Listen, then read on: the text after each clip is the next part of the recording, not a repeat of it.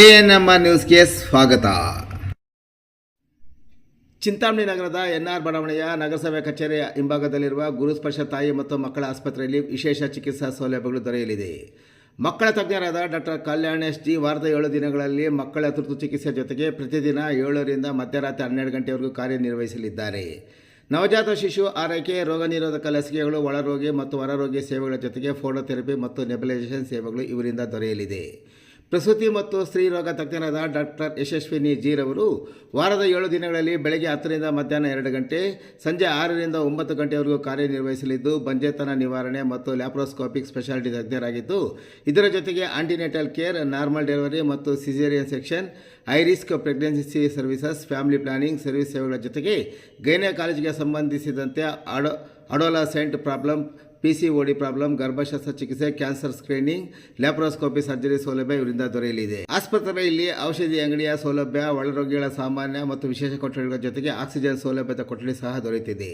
ಹೆಚ್ಚಿನ ವಿವರಗಳಿಗೆ ಮೊಬೈಲ್ ಸಂಖ್ಯೆ 7676985401ಕ್ಕೆ ಸಂಪರ್ಕಿಸುವುದು.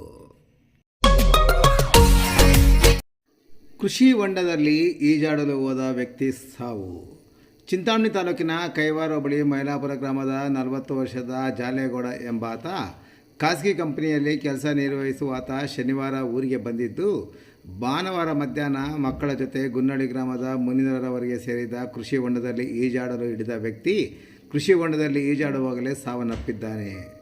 ತಂದೆ ಕೃಷಿ ಹೊಂಡದಲ್ಲಿ ಈಜಾಡುತ್ತಿದ್ದ ತಂದೆಯನ್ನು ದಡದಲ್ಲಿ ಕುಳಿತು ನೋಡುತ್ತಿದ್ದ ಮಕ್ಕಳು ತಂದೆ ನೀರಿನಲ್ಲಿ ಮುಳುಗಿದವನು ಮೇಲಕ್ಕೆ ಎದ್ದೇಳದೇ ಇರುವಾಗ ಕೂಗಿಕೊಂಡಾಗ ಪಕ್ಕದ ತೋಟದಲ್ಲಿ ಕೆಲಸ ನಿರ್ವಹಿಸುತ್ತಿದ್ದ ರೈತರು ತಕ್ಷಣ ನೀರಿನಿಂದ ಜಾಲೇಗೌಡನನ್ನು ಮೇಲಕ್ಕೆತ್ತುವಷ್ಟರಲ್ಲಿ ಸಾವನ್ನಪ್ಪಿದ್ದಾನೆ. ಮೃತನ ಕುಟುಂಬದವರು ನೀಡಿದ ದೂರಿನ ಮೇಲೆ ಚಿಂತಾಮಣಿ ಗ್ರಾಮಾಂತರ ಠಾಣೆಯಲ್ಲಿ ಪ್ರಕರಣ ದಾಖಲು ಮಾಡಿಕೊಂಡ ನಂತರ ಕೃಷಿ ಹೊಂಡದಿಂದ ಹೊರತೆಗೆದ ಶವವನ್ನು ಇಲ್ಲಿನ ಆಸ್ಪತ್ರೆಯಲ್ಲಿ ಮರಣೋತ್ತರ ಪರೀಕ್ಷೆ ನಡೆಸಿದ ನಂತರ ಶವವನ್ನು ವಾರಸುದಾರರಿಗೆ ಒಪ್ಪಿಸಿ ಮುಂದಿನ ಕ್ರಮ ಕೈಗೊಂಡಿದ್ದಾರೆ.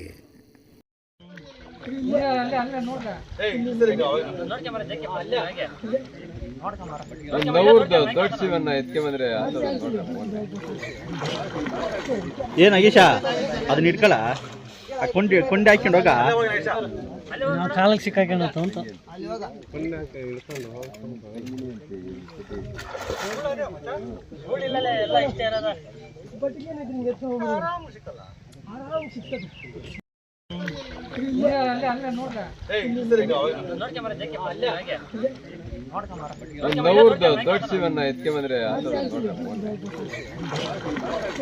ಏನ್ ಅಗೀಶ ಅದನ್ನ ಇಟ್ಕಲ್ಲ ಕೊಂಡೆ ಹಾಕೊಂಡು ಹೋಗ ಕಾಲಕ್ಕೆ ಸಿಕ್ಕಾಕೊಂಡ ಅಂತ